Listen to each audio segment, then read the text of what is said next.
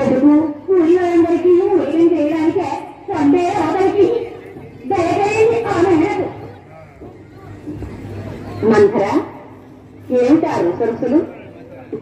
ఎవరైనా పండగ చేసుకుంటున్నారా? ఆహా, నువ్వు నేను తప్ప అంతా పండగ చేసుకుంటున్నాను. ఏమిటో విశేషం? అభిషేకమా? అభిషేకమా? ఎవరికే? అయ్యా వారికైతే నేను ఎందుకు వాపోతాను, కాని వారికే. ఇంకా విడమర్చి చెప్పాలా? తెల్లవారితే నీ సవతి కొడుక్కి పట్టాభిషేకమట. నీ మగడు రాజ్యం కట్టబెట్టేస్తున్నాడు. రామచంద్రునికి పట్టాభిషేకమా? మందర, ఈ చల్లటి వేళ ఎంత తీవ్ర వార్త చెప్పాలి. నా రాముకి నేనే మంగళ స్నానం చేయిస్తా.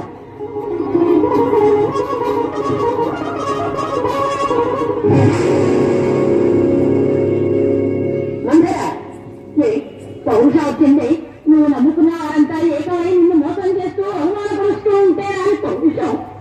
నువ్వు నమ్ముకున్నా నీ ముప్పైదాసి పుచ్చుకొచ్చింది. మందర, ఏంటి ఇప్పుడు జరిగిన అవమానం? ఇంతకంటే ఏం జరగాలమ్మా? ఏ చిన్న విషయమైనా ముందుగా నీకు విన్నవించందే సభలో ప్రకటించది కాదు. ఇంత పెద్ద నిర్ణయం మాట వరుసకైనా చేయడం వచ్చాడా? ఏ పుణ్య కార్యమైనా నీతో కలిసి చేస్తూ ఉన్నట్టు నటించే నీ సవతి పట్టపురాని నిన్ను పిలవకపోతే మానే అన్నా వర్తమానమైనా తీసినదా? కన్నబిడ్డ కన్నా మెల్లగా ఎంచి నెక్కిన పెట్టుకుని ఊరేగావే ఆ రాముడు. అమ్మా ఆశీర్వదించమని నీ గడపకొచ్చారా? ఇంతకంటే పరాభవం ఏం కావాలి? ఇంతకంటే కుట్ర ఏం కావాలి? కుట్ర గుర్తు చేసుకో. సంతానహీనుడు వారసుడి కోసం నీకు తాను కట్టినరా? ఆనాడు నీ బిడ్డకు పట్టం కడతానని వాగ్దానం చేసిన ఆ రాజు ఈనాడు నీ బిడ్డను గిరిశాంతరం పంపించాడు.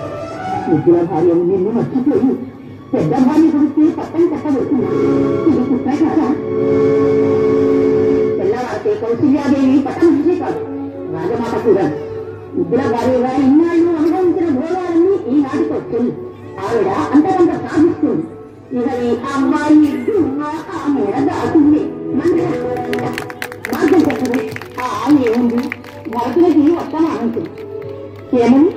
అడవులకు పోయి తల దాచుకోండి. మీ బిడ్డ రాజ్యానికి వస్తే రాముడు దేశాంతరమో లోకాంతరమో పంపుతాడు. అది నా బిడ్డకు పట్టవలసిన గతిగా, అది నీ సైతి బిడ్డకు పట్టవలసిన గతి.